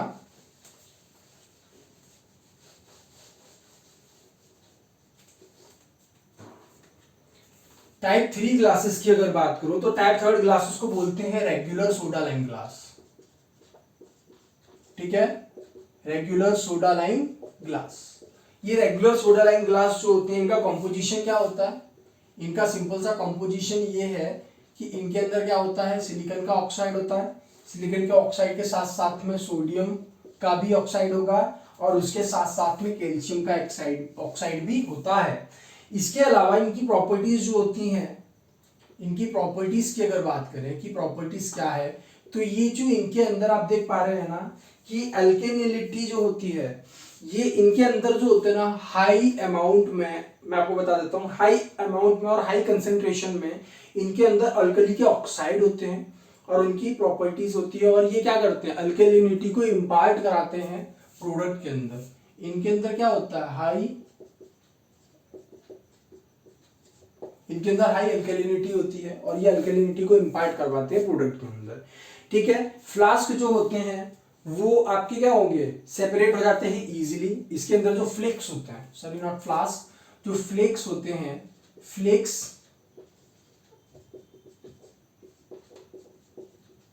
इजीली सेपरेट होते हैं, और फ्लेक्स इजीली सेपरेट होने के बाद में ये क्या हो सकते हैं कि सडन टेम्परेचर अगर होता है, सडन टेम्परेचर चेंज अगर हुआ, तो सडन टेम्परेचर चेंज की वजह से ये क्या हो सकते हैं, ये क्रैक भी हो सकते हैं, इनके अंदर क्रैकिंग टेंडेंसी बढ़ जाती है। ठीक है, यूजेस की अगर हम बात करें इनके, तो इनका यूज ये है कि ये क्या करते हैं, ये सिर्फ इंजेक्शंस के लिए होते हैं। और किस तरह के इंजेक्शंस के लिए, जो ऑयली इंजेक्शंस होते हैं ना, उनके लिए हम इस तरह के ग्लासेस का यूज करते हैं। ठीक है, और जो सॉलिड डोजेस फॉर्म्स होते हैं, ठीक है, जो सॉलिड डोजेस फॉर्म होते हैं उनके लिए भी इसका यूज करते हैं, सॉलिड डोजेस फॉर्म के लिए। और उसके बाद में आप ऐसा बोल सकते हैं कि ये जो अल्कली सेंसिटिव मटेरियल्स होते हैं, एग्जाम्पल के तौर पे इंजेक्शंस, उनके लिए इसका यूज नहीं किया जाता है। ठीक है, so this is type 1, type 2 and type 3 glasses. अब हम बात करेंगे नॉन पेरेंटल ग्लासेस। ठीक है, नॉन पेरेंटल ग्लासेस की अगर हम बात करें, अभी टाइप्स के बारे में बात कर रहे हैं, टाइप्स खत्म करने के बाद में हम खत्म करते हैं। जो नॉन पेरेंटल ग्लासेस होते हैं, नॉन पेरेंटल ग्लासेस की अगर बात करें, तो नॉन पेरेंटल ग्लासेस जो होते हैं इनको हम क्या बोलते हैं, टाइप 4, टाइप 4 बोल सकते हैं। टाइप 4 का दूसरा नाम क्या था, जनरल पर्पस्ड सोडा लाइम ग्लास। ठीक है, जनरल पर्पस्ड सोडा लाइम ग्लास। ठीक है, हमने इसको ये बोला था। इनके यूजेस क्या होते हैं, इनके यूजेस सिंपल सा ऐसा है कि ओरल यूज, उसके बाद में टॉपिकल पर्पस, या फिर इसके अंदर क्या करते हैं कि जो जनरल पर्पस होते हैं और एम्प्यूल्स जो होते हैं, उसके लिए उसको हम नॉन पेरेंटल ग्लासेस जो होते हैं उनमें हम इनका यूज करते हैं। न्यूट्रल ग्लासेस की अगर हम बात करें, नेक्स्ट हम बात करते हैं न्यूट्रल ग्लासेस। सो न्यूट्रल ग्लासेस की अगर हम बात करें तो इसका कंपोजिशन आप देख लीजिए क्या है, मैं लिख देता हूं।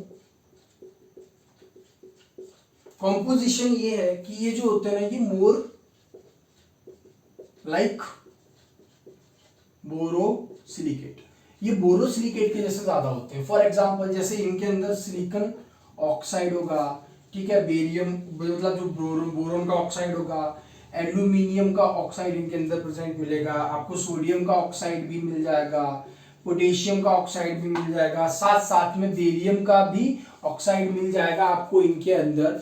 सो अगर इनके कंपोजिशन की बात करें तो कंपोजिशन में मैं बता दूं कौन सा कितना परसेंट होता है। SiO2 72 से लेके 75% होता है, B2O3 7 से लेके 10% होता है, उसके बाद में Al2O3 6% होता है, ये 6 to 8% होता है, और उसके बाद में 0.5 से लेके 2% और ये 2 से लेके 4%। This is the composition of neutral glasses. इनकी प्रॉपर्टीज की अगर हम बात करें तो इनकी प्रॉपर्टीज की बात करें ठीक है, इनके प्रॉपर्टीज की अगर बात करें तो प्रॉपर्टीज क्या होते हैं, ये सॉफ्ट होते हैं, न्यूट्रल ग्लासेस सॉफ्टर होते हैं, इनको इजीली मोल्ड किया जा सकता है। आप क्या कर सकते हैं, इनको इजीली मोल्ड भी कर सकते हैं। इनकी अंदर हाई रेजिस्टेंट या high temperature tendency, high temperature को रेजिस्ट करने की टेंडेंसी होती है, इसीलिए इन ग्लासेस को आप ऑटोक्लेव के अंदर भी यूज कर सकते हैं। ठीक है, इनकी कॉस्ट जो होती है, ठीक है, इनकी कॉस्ट जो है लोअर कॉस्ट देन बोरोसिलिकेट।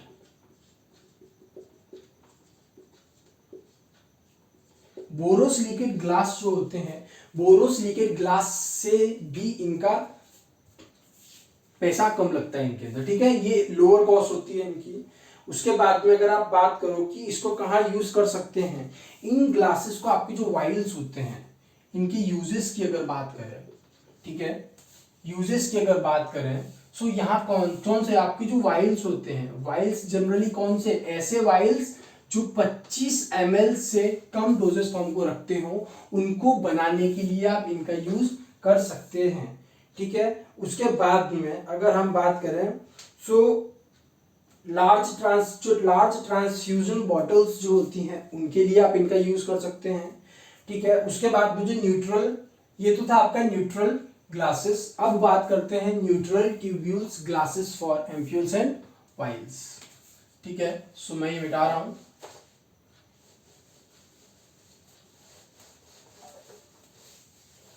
ठीक है, सो न्यूट्रल ग्लासेस की बात करें हम, अब बात कर रहे हैं किसकी, न्यूट्रल ट्यूब्यूल्स।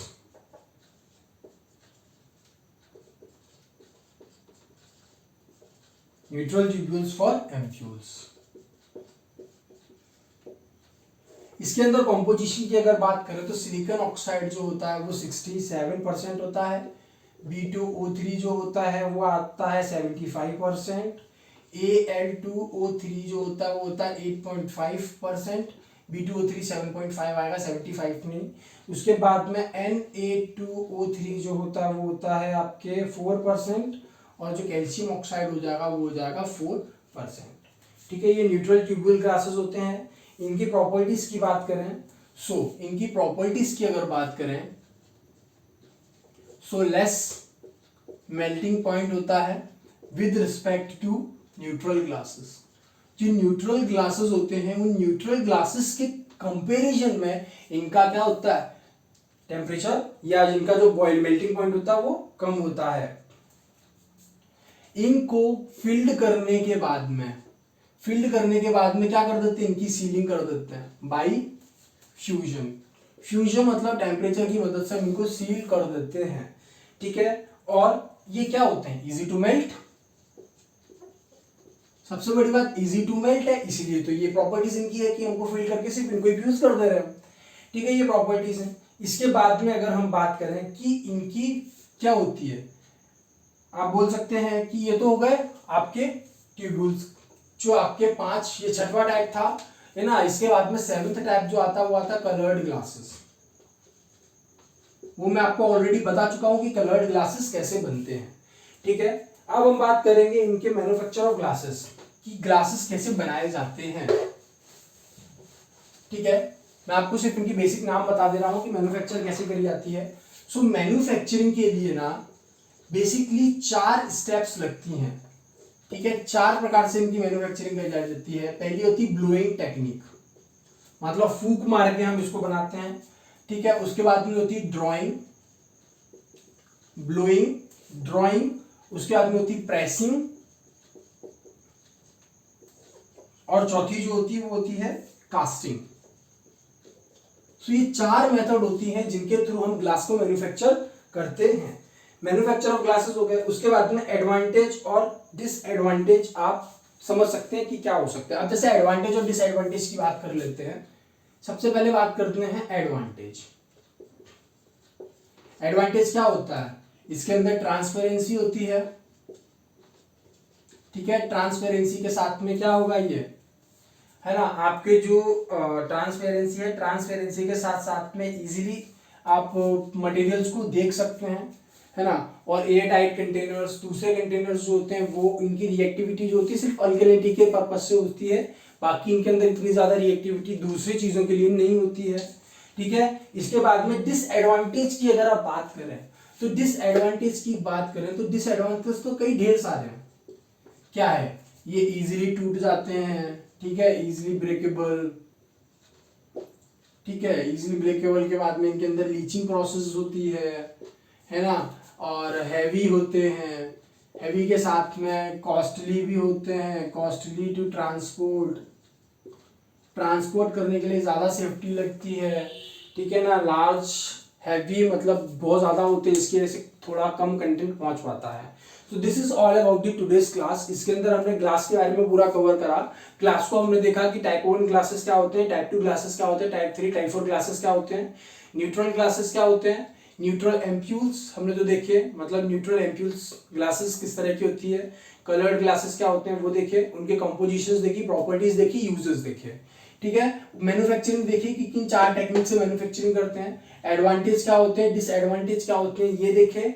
उसके बाद में इससे पहले हमने देखा था कि मटेरियल, पैकेजिंग मटेरियल्स कितने प्रकार के होते हैं, जिसमें हमने देखा प्राइमरी पैकेजिंग मटेरियल्स को देखा हमने कि मेटल्स यूज करना है, उसके अंदर रबर यूज करना है, और उसके अंदर ग्लास यूज करना है, प्लास्टिक्स यूज करना है।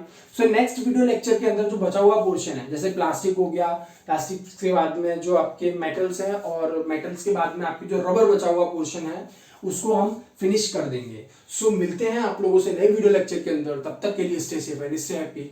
और ऐसे व्यक्ति जो इस चैनल पर नए हैं प्लीज लाइक शेयर सब्सक्राइब करना ना भूलें। और अगर आपको लग रहा है कि मेरी वीडियो की लेंथ बहुत ज्यादा हो रही है तो मेरे को प्लीज बताइए कि अगर आप इतनी लंबी वीडियो से कंफर्टेबल नहीं है तो आपको शॉर्ट एंड स्वीट वीडियो में प्रोवाइड करवा दूंगा, 28 या 30 मिनट की वीडियो जिसके अंदर आपका कंटेंट पूरा होगा।